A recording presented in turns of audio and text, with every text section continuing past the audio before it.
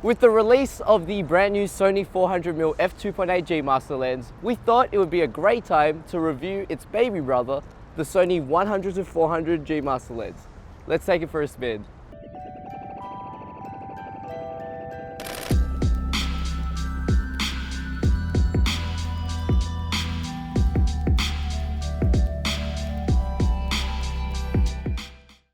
So the Sony 100-400mm G Master. It's a versatile super telephoto lens designed for events, sports and wildlife photography. Upon holding the lens, for a lens of this focal length, it's actually quite light and has a nice form factor to it. With the rings on the lens, the focus as well as the zoom ring are nice and large and they're well rubberized. You've got a couple switches on the left hand side, so one for you to swap between autofocus and manual focus, one to change the modes of your optical image stabilization from just general use to a panning mode. You've got a focus limiter switch so you can choose whether to use the full focal range of the lens. On the right hand side, you've got a resisted switch so you can change between tight as well as smooth. Just a note, if you're leaving the lens on smooth when you're moving around, the lens will just fall down by itself. The good thing about this lens is it has a minimal focus distance of about 98 centimeters, so you don't really need to go too far away from your subject, which is awesome. And you can get kind of like macro-like looking photos.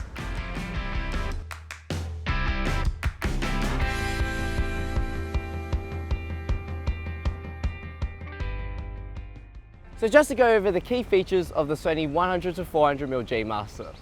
Firstly, it's got a 9 rounded blade aperture diaphragm for pleasing bokeh with a nice aperture range of f4.5 to 5.6. Secondly, it's got 22 elements in 16 groups with 2 extra low dispersion elements and 1 super ED element to control color fringing and chromatic aberrations. Thirdly, it's got 2 sets of coating. One is a nano AR coating to combat against reflections and glare. And lastly, it's got a fluorine coating to help prevent fingerprints, smudges, and to combat the elements. The lens houses an optical image stabilization system that works in conjunction with the Sony in-body image stabilization. The first mode is for general use, and the second mode is a panning mode. It's got a supersonic hyperdrive autofocus motor inbuilt, so you get nice reliable tracking performance and a quiet autofocus experience. And lastly, let's not forget, it's fully dust and weather resistant.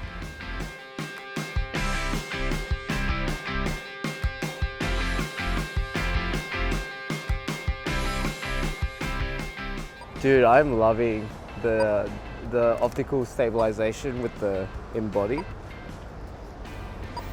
I'm at 400mm and everything looks like still. It's great. So after using the lens for a bit, I've noticed there are a couple aesthetic features that I really like. On the lens hood, there's a sliding door, so you can adjust your filter strength without taking off your lens hood, which is brilliant. At the bottom, the tripod foot has a nice locking mechanism, so all you have to do is you twist it and you press a switch and you can take off the tripod foot, and when you're putting it back on, you just slide the foot back on, lock it, and the best thing about it, it doesn't move around and jiggle, unlike other super telephoto lenses out there with that little weird screw system at the bottom. In terms of the performance of the lens, the autofocus is brilliant.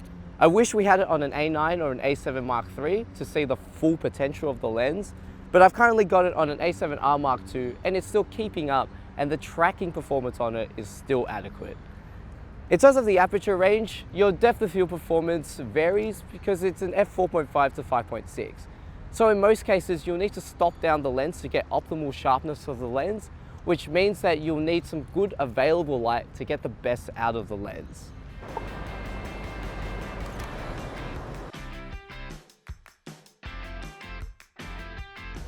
Today's sample images were shot on a Sony A7R Mark II and a 100-400mm G Master lens. It is a killer lens. The images come out super sharp in the center and in the corners even at 400mm. For sports photographers who are looking for the separation of the subject to the background, At the high-end focal lengths, you don't get amazing depth of field performance.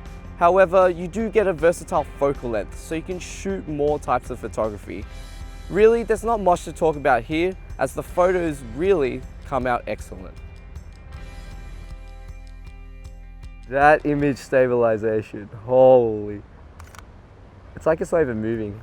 So my final thoughts on the Sony 100-400mm G Master. Firstly, it comes at a premium price tag, like any other G Master lens, and it's around $3,500 Australian. Secondly, the construction, it's made of a premium plastic, so in comparison to its competitors, the lens may not feel as solid. However, the lightness of the lens and the compact form factor make it brilliant for traveling as well as for people who hike. Thirdly, the actual image quality of the lens is fantastic, and although you don't get amazing depth of field control, the autofocus, the image stabilization system, and the overall sharpness of every single photo you take with this lens throughout its focal length is fantastic, and it's definitely worth your money. If you have any questions on the Sony 100-400mm, make sure to pop them in the comments below. Make sure to follow us on Facebook, Instagram, and our blog, which we'll link in the description below, so you can stay up to date with our latest events and what's going on in store. If you enjoyed our video, make sure to hit the like button and the subscribe button so you don't miss out on our next update. Dude, I feel like such a creep. This is such a... It's so long. We thought it'd be a great time to interview. Hi, my name is Andrew.